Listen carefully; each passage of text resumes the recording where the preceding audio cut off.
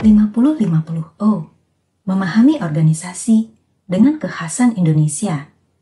Ditinjau dari 4 perspektif organisasi: human capital, kepemimpinan, budaya perusahaan, dan pengelolaan pengetahuan.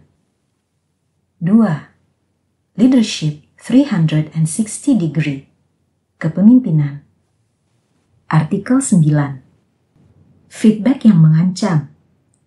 Ini bukanlah resensi sebuah film yang populer akhir-akhir ini, namun merupakan sebuah kasus terkait rutinitas yang nyata-nyata dilakukan oleh atasan, manajer, pimpinan kepada anak buah pada saat evaluasi performa karyawan.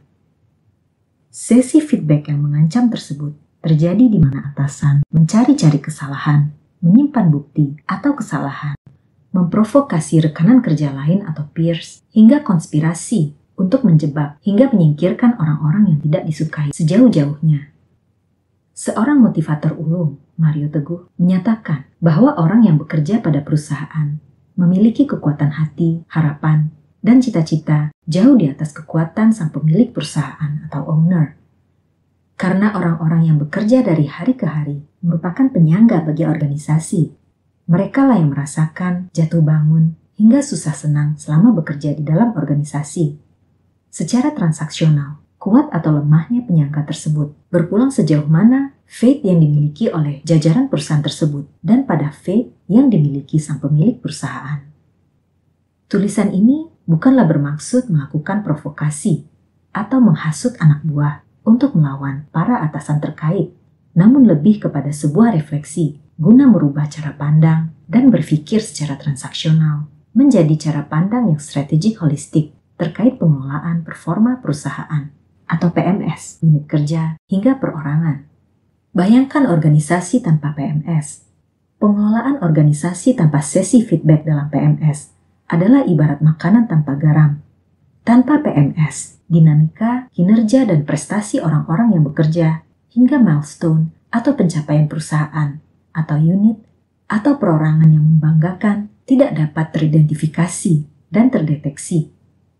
PMS yang terkelola dengan rapi, di mana sang atasan dan bawahan, dengan penuh kesadaran, membukukan pencapaian target melalui KPI, memberikan laporan kegiatan pekerjaan secara sistematis, hingga mencatatkan kejadian kritikal yang membanggakan, yang layak dicatatkan oleh tinta emas perusahaan. Bak permainan sepak bola yang cantik, dan menjunjung tinggi semangat sportivitas. Dicatatkan pula, seberapa besar kontribusi si anak buah dalam memuluskan pencapaian gol-gol indah perusahaan tersebut. Di sisi lain, para atasan, manajer, atau pimpinan tidak memiliki ingatan yang baik mengenai apa-apa yang dilakukan secara persis oleh anak buahnya. Bahkan, pencapaian atau kesuksesan anak buah dalam kurun waktu 8 minggu terakhir pun tidak dapat diingat dengan baik. Sungguh disayangkan, sebelum ia mendapatkan apresiasi perusahaan yang layak, sang atasanlah yang diapresiasi terlebih dahulu oleh atasannya atasan. Sungguh tidak adil, sehingga lengkaplah sudah cerita feedback yang mengancam ini. Tidak hanya mengancam harapan dan cita-cita si anak buah ke depan. Bahkan, ini sudah selangkah lebih maju dalam mematikan karirnya. Efek demonstratif dan manipulatif sang atasan kepada atasannya atasan semakin membuat si anak buah terpuruk jauh. Ini bukanlah best practice PMS yang baik. Bahkan, praktik ini dapat menjadi virus yang menular kepada jajaran lain. Dalam tataran organisasi, akan ditunjukkan dengan gejala-gejala terjadinya penurunan moral, produktivitas, mengeringnya sumber daya, dan mandeknya pelaksanaan best practice PMS itu sendiri. Result atau KPI atau pencapaian orang per orang menjadi semakin tidak reliable atau bahkan tidak wajar karena data dan informasi tidak tercatat. Di sisi lain, tingkat akuntabilitas seseorang di dalam melaksanakan pekerjaan tidak berimbang dengan tanggung jawab yang diemban. Artinya, ada orang-orang yang dirugikan dan ada orang-orang yang diuntungkan oleh rezim ini. Kembali si anak buah berharap agar atasan mencatatkan prestasi, pencapaian, dan karakter personal yang berhasil ia capai selama ia menjalankan pekerjaan tersebut. Namun, sang atasan entah berpura-pura lupa atau tidak peduli tak kunjung melihat apa-apa yang telah ia lakukan. Gol-gol tercantik telah tercatat di dalam tinta emas dunia persepakbolaan. Namun, apakah untuk tampilkan data-data performa terbaik di dalam perusahaan dapat dilakukan semudah statistik bola? Inilah sebuah tanda tanya besar bagi permainan yang menjunjung tinggi kerjasama dan sportivitas di dalam satu perusahaan itu sendiri. PMS dan level of engagement karyawan. Dalam kondisi perekonomian seperti ini, level of engagement atau tingkat partisipasi karyawan merupakan isu yang kembali mengemuka. Pekerja mulai pindah mencari pekerjaan yang lebih layak dari yang sebelumnya. Pengurangan kapasitas produksi perusahaan semakin memperburuk keadaan.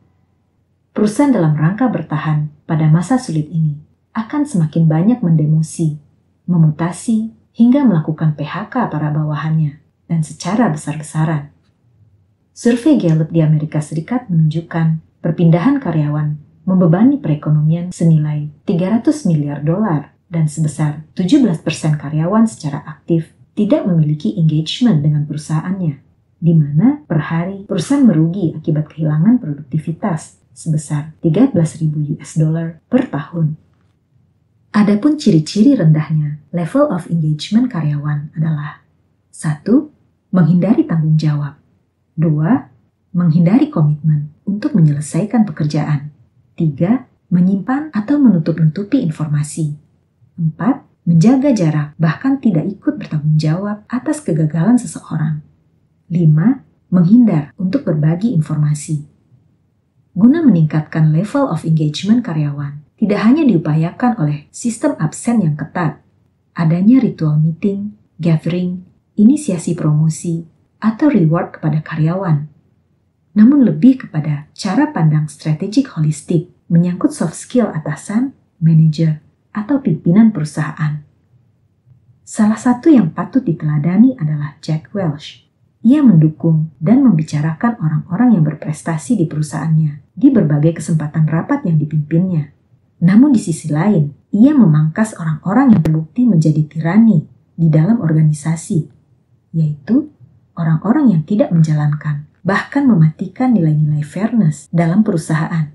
Artinya, program kerja, proyek, dan desain pekerjaan bagi Jack Welch tidak hanya dijalankan berbasis tahun finansial, basis kontrak, dan kebutuhan perusahaan semata.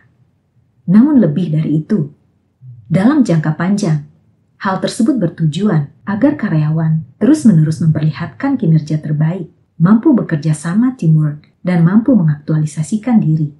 Sehingga semangat menjadi yang terbaik melalui kompetisi secara sehat, semangat sportivitas, dan fair play akan semakin mewarnai keseharian jajaran perusahaan. Dan akhirnya, sesi feedback bukan lagi menjadi sesi yang mengancam karir anak buah. Semoga